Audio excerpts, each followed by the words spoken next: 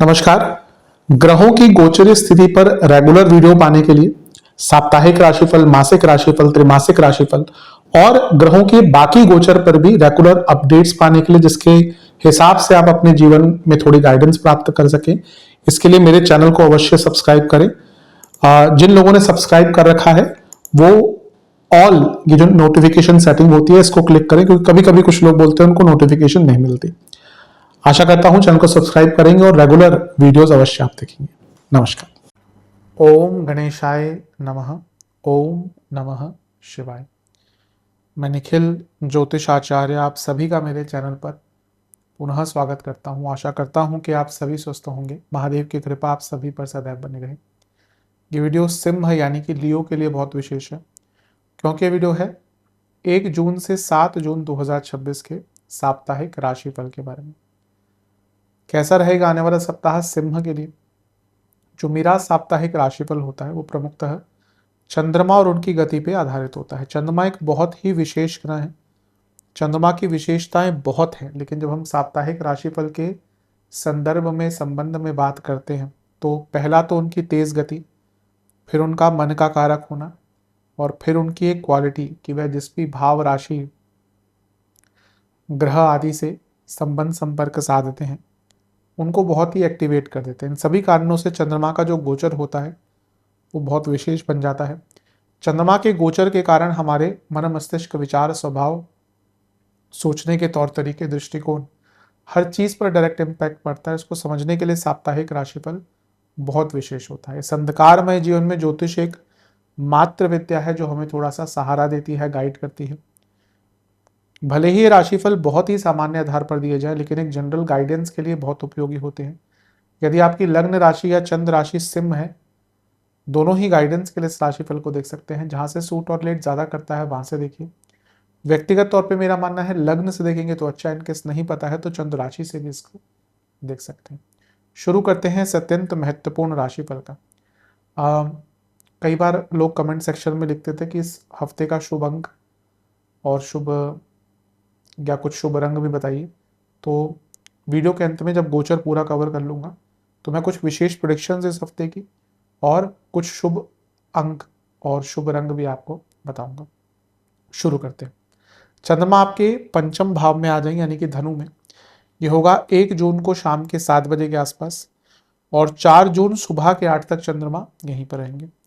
5वें घर के चंद्रमा यूजुअली अच्छा रिजल्ट देते हैं, लेकिन पहला तो केमद्रुम योग, दूसरा 12वें घर के स्वामी पंचम में, तो ये थोड़ा कष्टकारी भी हो सकता है। लेकिन यहाँ पे बुध की दृष्टि भी है, शुक्र की दृष्टि भी है और गुरु की दृष्टि भी है। सारे ही शुभ ग्रह हैं। हाँ, गुरु अगले ही दिन राशि बदल लेंगे, लेकिन एटलीस्ट जिस दिन चंद्रमा का गोचर हुआ है उस दिन तो गुरु का प्रभाव है चंद्रमा पे।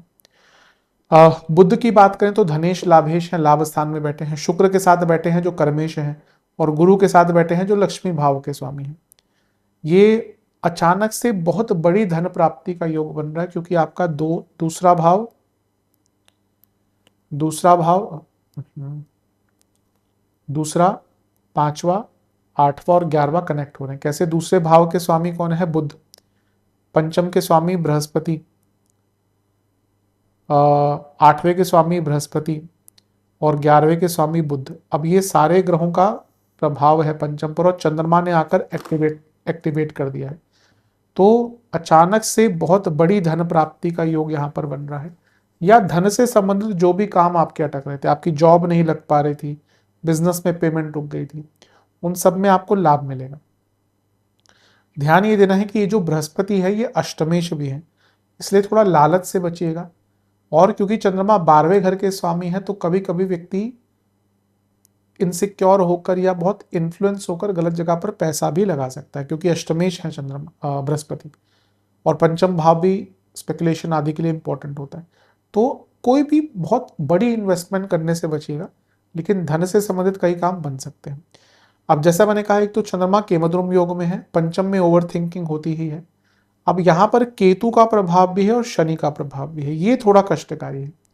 शनि विषदोष बना रहे हैं, तो कभी कभी बहुत नेगेटिव सोच हो जाना या चीज़ों के नेगेटिव पॉइंट को ज़्यादा देखना, और केतु कभी कभी अतीत में बहुत ले जाते हैं। तो आई थिंक थोड़ा सा अपने दृष्टिकोण पर, अपने मानसिक दृष्टिकोण पर ध्यान दीजिएगा। अन्यथा देखा जाए ये समय भौतिक रूप से अच्छा है। पुरानी बातों को मत सोचिए, पुरानी चीजों पर मत जाइए। जो हो गया वो हो गया, जो रात गई वो बात गई, जो बीत गया वो हो गया। हम अधिकतम अपने जीवन में ना या तो अतीत में ही खोए रहते हैं या फ्यूचर में फालतू की बातें सोचते रहते हैं, और इसके कारण हम अपने जीवन को जीना कई बार भूल जाते हैं। तो ये टाइम है टू रिकॉग्नाइज कि आप वर्तमान में रहिए। नवांश कुंडली, मन की शांति पर ध्यान दीजिए। जो लोग थोड़ा जीवन जी लेते हैं ना, उनसे अगर आप पूछेंगे और थोड़ा सा आध्यात्मिक हो गए हैं, थोड़ा सा जीवन देख लिया है, पैसा वैसा भी थोड़ा बहुत आ गया है, तो आपको एक ही चीज़ बोलेंगे कि जीवन में केवल शांति चाहिए और कुछ नहीं चाहिए। तो शांति लाइए जीवन में। इस समय थोड़ा शांत मन रखिए। दशांश कुंडली, कार्य क्षेत्र में थोड़ा ग्रेसफुल रहिएगा क्योंकि आपको हर जगह पर जज किया जाएगा। बिजनेस, अगर आप नए पार्टनर्स ढूंढ रहे हैं, इन्वेस्टर्स ढूंढ रहे हैं, टाइम अच्छा है। लव लाइफ, एम्ब्रेस कीजिए अपने पार्टनर को, एक्सेप्ट कीजिए जैसे हैं। कोई परफेक्ट नहीं हो सकता, ना ही आप हैं ना ही वो हैं। परफेक्शन को चेज करते रहेंगे ना, जीवन में खुशियों से हाथ धो बैठेंगे। Nothing is perfect, nothing is perfect and imperfections are beautiful. कोई भी व्यक्ति परफेक्ट नहीं हो सकता, तो stop chasing perfection, enjoy the imperfection. वैवाहिक जीवन, सिंप्लिसिटी पर काम कीजिए। स्टूडेंट्स, आपको थोड़ा जागरूक होना पड़ेगा, आप बहुत लेड बैक हो चुके हैं। सेहत, इन्फेक्शंस, पेट की प्रॉब्लम, एंजाइटी, स्किन डिसऑर्डर, सर्वाष्टक, नवम भाव बली है। भाग्य भी साथ देगा। धन कमाने के लिए, धन से संबंधित कार्यों के लिए पूरा हफ्ता अच्छा है। 4 जून सुबह के 8 बजे चंद्रमा आ जाएंगे आपके छठे भाव में यानी कि मकर में, और 8 जून रात के 8 बजे तक यहीं पर रहेंगे। इससे 2 दिन पहले गुरु का गोचर हो चुका होगा, उन पर मैंने विशेष वीडियो तो बना ही दी है, जिसको देखनी है, नहीं देखी है तो जाकर देख सकते हैं। अब यहाँ पे गज केसरी योग बन गया टेक्निकली, पहला गज केसरी योग गुरु के गोचर के बाद। चंद्रमा छठे घर के बहुत अच्छा रिजल्ट नहीं देते, लेकिन बहुत बुरा भी नहीं देते, मिश्रित इसको कहा जाता है। अब यहाँ पे चंद्रमा विपरीत राजयोग बना रहे हैं और बृहस्पति भी विपरीत राजयोग बना रहे हैं, तो ये 2 विपरीत राजयोग बनाते ग्रह आमने सामने हैं। तो हम पहले अच्छी चीजों की ही बात करते हैं। कुछ विदेश के काम आपके अटक रहे थे, कोई वैसे काम अटक रहा था जिसमें आपको कोई रास्ता नहीं दिख रहा था, कोई धन का काम, कोई लीगल काम अटका हुआ था, तो वो काम आपका यहाँ पे बहुत आराम से पूर्ण हो सकता है। बृहस्पति पंचमेश भी है और चंद्रमा 12वें घर के स्वामी है, तो बृहस्पति का 12वें घर में जाना, चंद्रमा से दृष्टि, जो बच्चे विदेश जाने का प्रयत्न कर रहे थे उनके लिए अच्छा है, और कहीं ना कहीं आप कोई धार्मिक यात्रा भी अगर प्लान कर रहे थे तो उसके लिए भी अच्छा है। लेकिन छठे घर के चंद्रमा और गुरु जो अष्टमेश है, व्यर्थ की चिंताएं इतनी होने वाली है ना, आप कभी कभी देखिएगा जीवन महीने में 2-3 दिन ऐसे आते होंगे या 2-3 बार ऐसा होता होगा कि सब कुछ ठीक है, कोई ऐसी आफत नहीं आ रही, लेकिन मन इतना व्यथित हो जाता है, इतना परेशान हो जाता है। ये वैसा ही है, व्यर्थ की चिंताओं से बचिएगा, अन्यथा टाइम कोई बहुत बुरा नहीं है। थोड़ी साधना आदि कीजिए, ईश्वर के सानिध्य में रहिए, काम आएगा। नवांश कुंडली, अपने ऊपर विश्वास दिखाइए। दशांश कुंडली, कार्य क्षेत्र में जो आपसे एक्सपेक्टेशन है उसको समझने का प्रयास कीजिए, जो अभी आप नहीं कर पा रहे हैं। बिजनेस, थोड़ी अथॉरिटी दिखाइए, अभी लगता है कि आपके आसपास जो लोग हैं आपको बहुत लाइटली ले रहे हैं। लव लाइफ, बहस हो सकती है, लेकिन एक बहस से कभी कभी क्लैरिटी आ जाती है। वैवाहिक जीवन, एक दूसरे की स्ट्रेंथ बनिए, वीकनेस नहीं। स्टूडेंट्स, अपने माइंड को प्योरीफाई करिए, बहुत आवश्यकता है, इतना कुछ भरा हुआ है ना, नहीं हो सकता। माइंड अगर प्योरीफाई नहीं है, मन क्लियर नहीं है, आगे नहीं बढ़ सकते। सेहत के हिसाब से स्लीप डिसऑर्डर्स, कफ की प्रॉब्लम, ब्रीदिंग इश्यूज, सर्वाष्टक, चौथा घर बली है। कोई प्रॉपर्टी के लीगल काम अटक रहे तो उनको पूर्ण किया जा सकता है।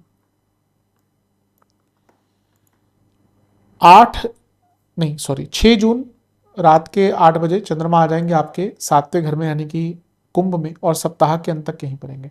सप्तम के चंद्रमा न्यूट्रल होते हैं, लेकिन क्योंकि 12वें घर के स्वामी आके लग्न को देखेंगे, थोड़ा कष्ट भी हो सकता है। पहले अगर देखें तो 12वें घर के स्वामी और राहु साथ में है, कि पूरा ही हफ्ता ऐसे अंकित हो रहा है क्योंकि 12वां घर आपका एक्टिवेट हो रहा है। तो आपके विदेश के अगर कुछ काम अटके हुए थे ना, विदेश में प्रॉपर्टी लेनी है, इन्वेस्ट करना है, जाना है, पीआर अप्लाई करना है, और अंत में हफ्ते के भावेश कारक के साथ बैठ गए, यानी कि विदेश संबंधित कई काम आपके पूरे होने वाले हैं। अगर आप किसी एमएनसी आदि में काम करते हैं तो उसमें भी आपको लाभ मिल सकता है। तो ये समय आपका बहुत अच्छा दिख रहा है, बहुत श्रेष्ठ है इन चीज़ों के लिए। लेकिन सप्तम में ग्रहण दोष और गुरु से आगे 8वें में तो शकट योग बन गया। अब हो क्या सकता है, जनरली हमने एमएनसी और इन सब की बात करी, लेकिन जनरली क्या हो सकता है कि आपके काम अटकेंगे और आप ना बाकी अदरवाइज भी लोगों के सामने बहुत अजीब सा रिएक्ट कर सकते हैं। कभी कभी आपने देखा होगा जीवन में कोई व्यक्ति बहुत अच्छा बिहेवियर होता है उसका, लेकिन सडनली 3-4 महीने में आप उसको एक बार देखेंगे वो बहुत अजीब सा बिहेवियर कर रहा होता है। तो उसके पीछे कुछ ऐसा ही योग होता है, और भी 3-4 कॉम्बिनेशन होते हैं ऐसे। तो जितना हो सके ना अपने बिहेवियर पर, जब आप लोगों के बीच में हो, अब घर की बात तो अलग है, घर में आप कैसे भी रह सकते हैं। कई बड़े बड़े लोग होते हैं घर में लुंगी डाल के बैठे होते हैं, कई बड़े बड़े लोग होते हैं घर में कैसे भी होते हैं, बड़े बड़े सीईओज, बड़े बड़े एंटरप्रेन्योर, बड़े बड़े बिजनेसेस के ओनर, वो घर में बहुत सरलता से, बहुत ऐसा लगता है कभी कभी कोई पहचानेगा भी नहीं कि वो इतने बड़े अ, पैसे का इतना बड़ा उनके पास अंबार है। लेकिन जब आप लोगों के बीच में होते हैं then you have to be very careful because everything will be judged. तो इस चीज़ पर ध्यान दीजिएगा। व्यर्थ की चिंताएं छोड़िए, और यहाँ पे ना बहुत ज्यादा एम्बिशियस होना भी दिक्कत दे सकता है। नवान छोड़िए, आप बहुत गलत लोगों पर ट्रस्ट कर रहे हैं, इतना ही कहूंगा। दशांश छोड़िए, कार्य क्षेत्र में अपनी स्किल बढ़ाइए, बिजनेस बिजनेस में भी स्किल बढ़ाइए, इतना स्ट्रांग कर लीजिए अपने बिजनेस को कि कोई हाथ ना लगा सके। लव लाइफ, फ्लो की कमी है, रिलेशनशिप में फ्लो की कमी दिख रही है, वैवाहिक जीवन, जितना हो सके ना एक दूसरे को स्पेस दीजिए। स्टूडेंट्स, मैं एक ही चीज कहूंगा कि कोशिश कीजिए कि आप थोड़ा ना एक्स्ट्रा करिकुलर एक्टिविटीज पर भी ध्यान दीजिए। अगर कोई एग्जाम नहीं है हफ्ते के अंतिम में या आने वाले टाइम में, तो थोड़ी ब्रेक ले लीजिए। सेहत की जहां तक बात है, इन्फेक्शंस का डर बना रहेगा, हड्डियों की प्रॉब्लम तंग करेगी, स्लीप डिसऑर्डर तंग करेंगे। सर्वाष्टक में आपका 10वां घर बली है, कार्य क्षेत्र में थोड़ा कार्यभार बदल सकता है। विशेष प्रिडिक्शन, कभी कभी सही बात के लिए स्टैंड लेना बहुत अनिवार्य होता है। सिम वाले करते हैं लेकिन पिछले कुछ टाइम से आप इसको नहीं कर रहे, इस चीज़ पर इस हफ्ते ध्यान दीजिएगा। कॉन्टिन्यूस लर्निंग पर काम कीजिए, आपको बहुत कुछ अभी सीखने की आवश्यकता है, स्पेशली ये हफ्ते में। अपनी वैल्यूज़ को समझिए, सेल्फ डिसिप्लिन पर काम कीजिए, डिटर्मिनेशन दिखाइए। और थोड़ा ना अटैचमेंट बहुत ज़्यादा हो रहा है। अटैचमेंट अगर किसी भी चीज़ पर बहुत ज़्यादा हो जाता है ना, कोई भी हो, व्यक्ति हो, चीज़ हो, वो अटैचमेंट से एडिक्शन की तरफ चले जाता है। तो don't let it cross that boundary. उपाय के स्वरूप में आपको महादेव का गंगा जल से अभिषेक करना है, सूर्य देवता को अर्घ देना है गंगा जल से ही, और सूर्य चालीसा, शिव चालीसा का एक एक बार पाठ करना है। शुभ अंक है इस हफ्ते के 9 और 8। शुभ रंग है काला, गुलाबी और हरा।